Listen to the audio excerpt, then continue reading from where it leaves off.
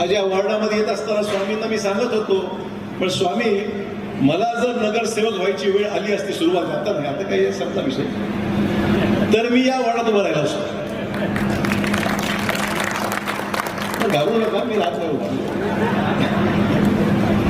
म्हणजे मी राज्याचं नेतृत्व केलंय, आज केंद्रामध्ये आहे, आमदार राहिलो, खासदार राहिलो, देशाच्या 4ही सभागृहात मी काम केलं.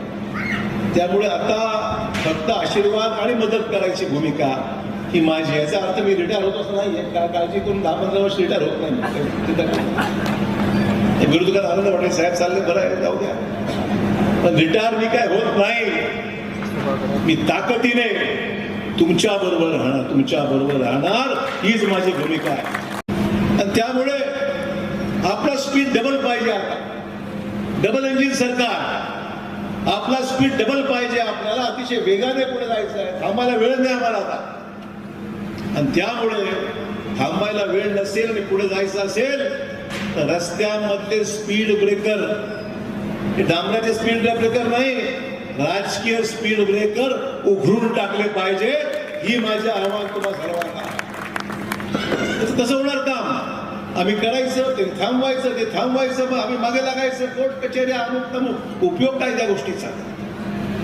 आम्ही तत्वाने चालणारी माणसं आहोत, विचाराने काम करणारी माणसं आहोत, वेगाने काम करायची इच्छा आहे.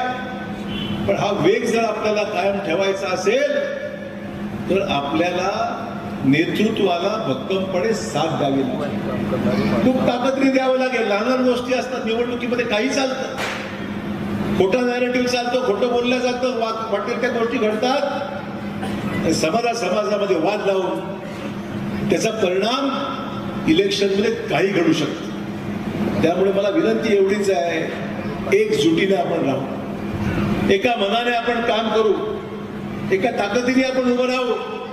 आणि विकासाच्या आड कोणी येत असेल तर त्या विकासाच्या आड तुम्हाला त्या व्यक्तीला बाजू काढून, हे चांगलं दिसतंय ना, चांगलं चाललंय ना, डोळ्यासमोर आहे ना, गॅरंटी आहे ना, अजून काय पाहिजे, अजून काय पाहिजे मला सांगा तुम्ही. आम्हाला ताकद, तुमचं पाठबळ जर मिळालं, आमची